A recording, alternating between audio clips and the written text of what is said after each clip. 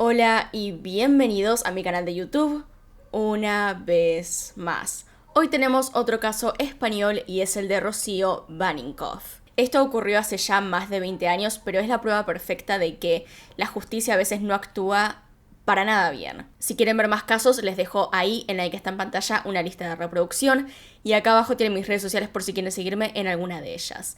Así que sin más, comencemos.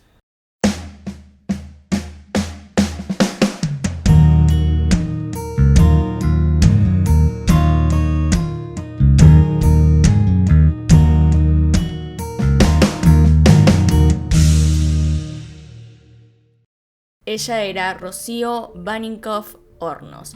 Nació el 9 de noviembre de 1979 en Málaga, España. Antes de comenzar en sí con lo que fue el caso, les tengo que advertir que vamos a estar hablando en varias ocasiones de rumores, ya que el mismo estuvo plagado de periodismo amarillista y sensacionalista. Rocío creció en la ciudad de Mijas, en Málaga. Era hija de Willem Baninkoff, nacido en Holanda, y Alicia Hornos, española. Además, tenía 2 hermanos. No sabemos demasiado acerca de su infancia, pero una de las cosas más destacables es que cuando era apenas una niña de 4 años, sus padres se separaron.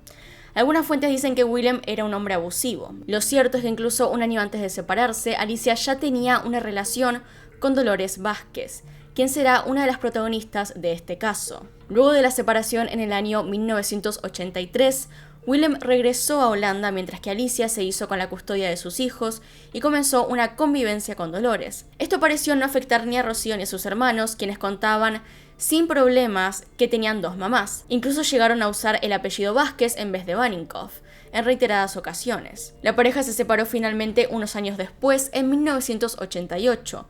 Pero siguieron conviviendo juntas un tiempo más. Según sabemos, la separación fue en buenos términos y seguían manteniendo una relación de amistad, aunque hay versiones que dicen que en el año 1994 la relación se quebró por temas económicos. Según estas versiones o rumores, la pareja había comprado propiedades en conjunto, aunque la propietaria legal en la mayoría de estas era Dolores. Luego de esta ruptura, Alicia comenzó a salir con un nuevo hombre, llamado Juan Cerrillo, quien era su pareja al momento de los hechos. Mientras tanto, Rocío, en todos estos años de idas y vueltas en las relaciones de su madre, seguía con su vida normalmente. No parecía tener mayores problemas en la escuela y le gustaba pasar tiempo con sus amigas y amigos. Terminó la escuela secundaria sin problemas y comenzó una relación con Antonio José Jurado, que vivía a unas pocas cuadras de su casa. Tan pocas como 5 cuadras de su casa. Para ese momento, además, Rocío tenía 19 años. Entonces, es bajo este contexto que ocurren los hechos. Era el 9 de octubre de 1999. Esa tarde, Rocío se despidió de su madre y de su hermana, partiendo rumbo a la casa de su novio que se encontraba, como dije antes, a tan solo 5 cuadras. Estuvo allí un par de horas hasta que cerca de las 9:30 de la noche decidió volver a su casa. El plan que tenía en ese momento era salir con su novio y unos amigos a una feria que había en Fuengirola. Pero antes de eso, Rocío quería bañarse y cambiarse. Es así que se va de la casa de su novio rumbo a la suya, a la cual jamás llegó. Esa fue la última vez que alguien la vio con vida. Su novio fue la última persona en verla salir de ahí. Y a partir de ese momento nadie supo qué le había pasado. Luego de esto se generó una confusión, ya que la madre de Rocío pensaba que estaba en la casa de su novio, y el novio de Rocío y los amigos pensaban que ella estaba en su casa, que había vuelto y que había decidido quedarse ahí o se había quedado dormida. Nadie sabía realmente que había desaparecido en ese lapso de 5 cuadras. Fue a la mañana siguiente que la madre comenzó a preocuparse, porque Rocío no había vuelto, así que comienza a llamar al novio y a los amigos, pero todos negaban haber visto a Rocío. Es entonces que antes de dar aviso a la policía por su desaparición, la madre junto con su pareja de ese entonces deciden buscar ellos mismos por la zona. En este recorrido es que encuentran unas zapatillas, las cuales la madre reconoce como las de Rocío. Además de esto, también encontraron servilletas con sangre y rastros de sangre en un terreno baldío. Cabe decir que ese camino por el cual Rocío tenía que pasar para volver a su casa, al parecer, no era muy lindo, o no estaba muy bien iluminado, que digamos. Una vez que encuentran todas estas cosas con sangre, llaman inmediatamente a la policía. Justamente por estas cosas que se habían encontrado, la policía dio inicio a las investigaciones de inmediato. Con estas evidencias encontradas en el terreno baldío, barajaron la hipótesis de que Rocío había sido asesinada, ya que la cantidad de sangre que había en el lugar era la suficiente como para que una persona muera desangrada. También en la zona había signos de arrastre y marcas de neumáticos en el suelo, por lo que también se suponía que el cuerpo había sido arrastrado y luego llevado a otro lugar en un vehículo. Aún así, teniendo eso en cuenta, se organizó una intensa búsqueda en la que participaron más de 1000 vecinos, entre los que estaba obviamente la familia de Rocío. Esta búsqueda, sin embargo, no trajo mayores resultados. Casi un mes después de la desaparición, el 2 de noviembre de 1999, es finalmente hallado el cuerpo de esta joven a mitad de camino entre Marbella y San Pedro de Alcántara. El cuerpo estaba ya en estado de descomposición, por lo que era irreconocible. Fue la hermana de Rocío quien reconoció algunas pertenencias como sus anillos, los cuales ayudaron a identificarla más rápido. Por otro lado, el cuerpo estaba desnudo, presentaba signos de apuñalamiento y golpes. Además, parecía haber sido quemado parcialmente. Luego de los análisis forenses se determinó que Rocío había sido apuñalada 9 veces, 8 en la espalda y 1 en el pecho. La causa de la muerte era lo mismo que se había especulado, por la cantidad de sangre. Había fallecido por desangramiento causado por las puñaladas. La parte inferior del cuerpo había sido rociada con líquido inflamable y luego prendida a fuego, por lo que no se pudo determinar si había sido abusada o no. Cerca del cuerpo se encontró una bolsa de basura que tenía las prendas que Rocío estaba usando al momento de ser asesinada, pero no se encontró ni su pantalón ni la parte de abajo de la ropa interior. Además, un pequeño detalle que encaminó el resto de la investigación de manera fatal es que dentro de la bolsa se encontró uno de los folletos que se repartían en las búsquedas. Usar esto como evidencia fue uno de los peores errores en la investigación. Una vez encontrado esto, los investigadores tuvieron la hipótesis de que el asesino tenía que ser del círculo íntimo de la víctima y que por eso tenía un folleto, que de todos modos el folleto lo podría tener cualquier persona que haya pasado cerca del lugar. No entiendo cómo esto fue una gran prueba de nada. Entonces, la primera persona de la cual se sospechó fue del novio de Rocío, Antonio, lo cual es bastante común dado que es una de las personas más cercanas y también es la última persona en haberla visto. Por lo tanto, era evidente que iba a quedar como persona de interés en un principio. Sin embargo, luego de tomarle declaración e investigar, se determinó que él no era el culpable. Entre otras cosas, debido a que Antonio no sabía manejar, por lo cual no podría haberse llevado el cuerpo en auto. Luego, por diversos testimonios, las investigaciones recayeron en Dolores, la expareja de la madre de Rocío. Antes de continuar con el caso, hay que tener muy en cuenta que este crimen estuvo en la primera plana de todos los diarios. Tenía una gran cobertura mediática y el rol de los medios jugó un papel muy importante y a su vez muy negativo. Los testimonios eran variados y de todo tipo.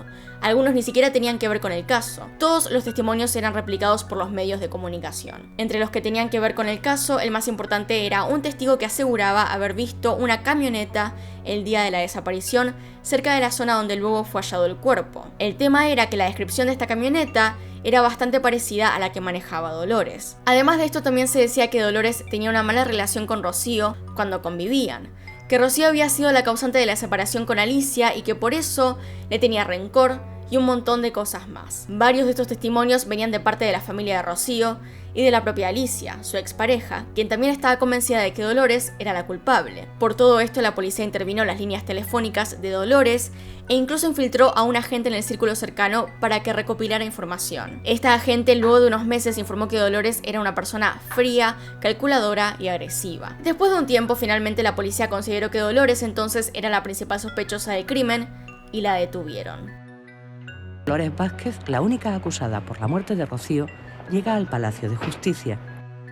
¿Cómo iba a pensar yo en que una persona que la había criado podía hacerle daño a mi hija?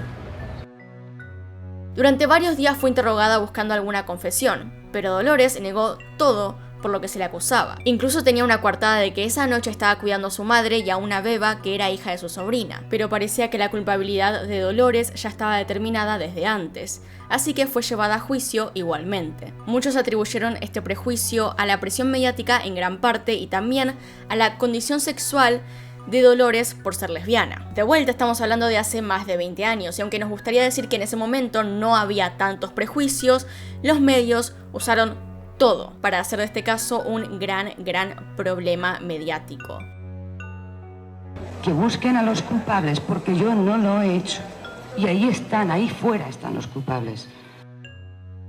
El juicio se llevó a cabo en el 2001 y la fiscalía tenía la siguiente hipótesis. Según las conclusiones del fiscal basadas en las investigaciones de la Guardia Civil, Dolores Vázquez, que se encontraba haciendo deporte en la zona de La Cortijera, alrededor de las 10 de la noche, se encontró inesperadamente con Rocío. En algún punto entonces se ponen a discutir y con un estilete o punzón que portaba Vázquez, la asesina, arrastrando después su cuerpo hasta unos matorrales para esconderlo. De camino a su casa se detiene a comprar tabaco en el restaurante Oasis, en la urbanización El Chaparral. Después de esto entra a su domicilio que está justo enfrente. Un tiempo después iría a buscar su auto sola o con otra persona involucrada, volvería entonces al lugar de los hechos a las 2 de la mañana para recoger el cuerpo, introducirlo en el coche y llevarlo hasta su domicilio, desde donde, tras varios días, realizaría el último traslado.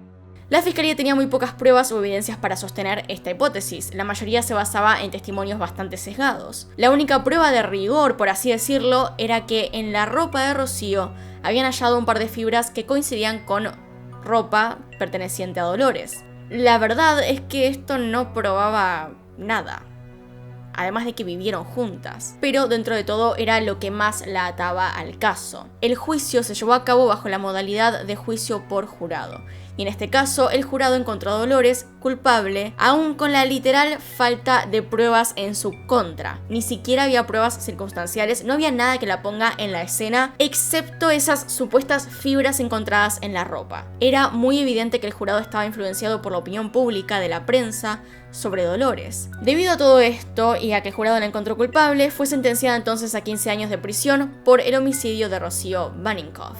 Pero acá es donde viene el gran problema de este caso, aparte de lo que ya había dicho. 17 meses después, Dolores fue puesta en libertad condicional y el Tribunal Superior de Justicia de Andalucía determinó que se repitiera el juicio, ya que consideraban que los jurados no habían sido imparciales. Claramente, mi problema con esto es que no solamente pasó por todo el escrutinio de los medios, de la gente, sino que aparte tuvo que pasar por todo el juicio y 17 meses de cárcel para que después encontraran al verdadero culpable. Tras casi año y medio en prisión y el pago de 30.000 euros de fianza, María Dolores Vázquez consiguió la libertad provisional.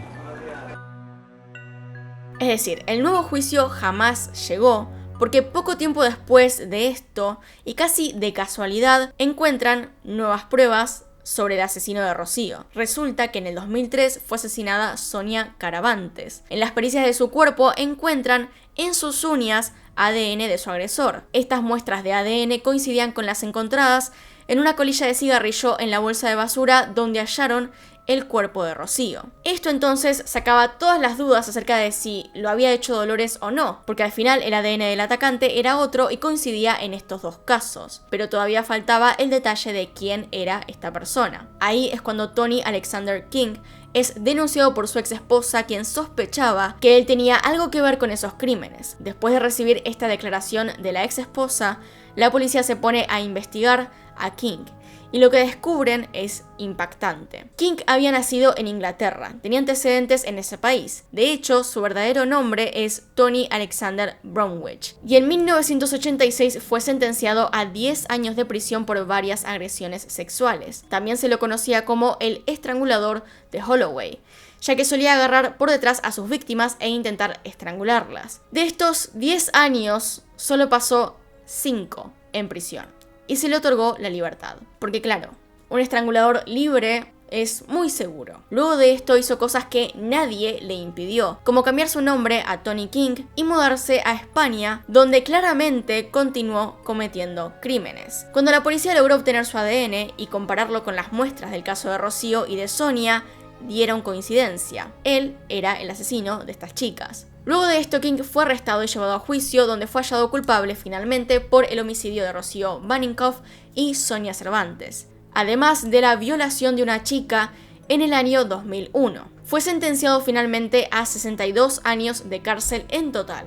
Además, su amigo Robert Graham fue detenido como supuesto encubridor del crimen, aunque poco después fue puesto en libertad. Durante lo que fueron los procesos judiciales, King fue alternando su versión inculpando en ocasiones a Dolores Vázquez, en el caso Baninkoff. Y hasta hoy en día Alicia cree que todavía hay cosas por cerrar, debido a que según ella en 2007 apareció una bolsa delante de su casa que contenía lo siguiente: una riñonera, el tabaco que fumaba Dolores, una foto de Rocío, ropa interior de Rocío, manchadas de la menstruación que tenía cuando la asesinaron y ADN de Dolores Vázquez. Todo esto lo llevó a la Guardia Civil, pero no fue admitido como prueba porque se había roto la cadena de custodia. Teniendo en cuenta eso, la historia de King sería la siguiente. King llevó el cuerpo en primera instancia a un descampado de Mijas y finalmente al paraje Marbellí de los Altos del Rodeo, a 32 kilómetros del lugar del crimen y donde fue hallado el cuerpo 24 días después, el 2 de noviembre de 1999. El jurado, con 7 votos a favor y 2 en contra, aceptó esta versión, pero se introdujo una modificación fundamental. King no fue la única persona que participó en el crimen. Los miembros del tribunal basan este veredicto, en primer lugar, en un pañuelo de papel con manchas de sangre de Rocío hallado en el lugar del asesinato. Según el jurado, este pañuelo le fue ofrecido a la joven por una persona conocida. Entre las declaraciones que dio King durante el juicio, dijo cosas como: volví al coche para ver si había dejado algo y vi la lata de gasolina. Quemé el cuerpo para que no encontraran pruebas. Vi las llamas y salí corriendo. Esto sería en el caso de Rocío. También dijo: no pensé que iba a resistirse, que lucharía. Me empujó e intentó huir. La navaja estaba muy afilada y le corté el cuello. Tras la última puñalada por la espalda, cayó al suelo y paró de gritar. En el caso de Sonia.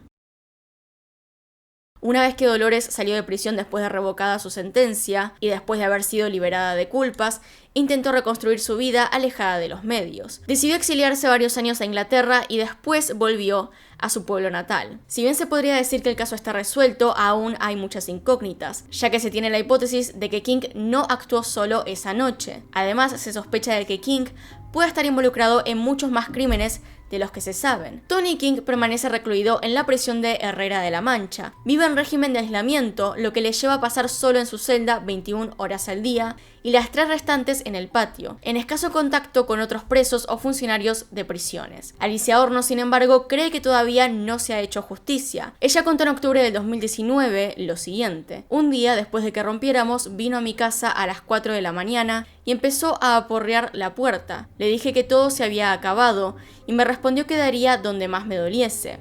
Y lo hizo. A día de hoy, Tony King le sigue enviando cartas desde la prisión, dibujando esquemas mencionando cómo supuestamente Dolores había asesinado a su hija, y Alicia asegura que King siempre ha sostenido que Dolores le contrató para acabar con la vida de la joven. También dice que en los dibujos se ven a 3 hombres y una mujer raptando a Rocío.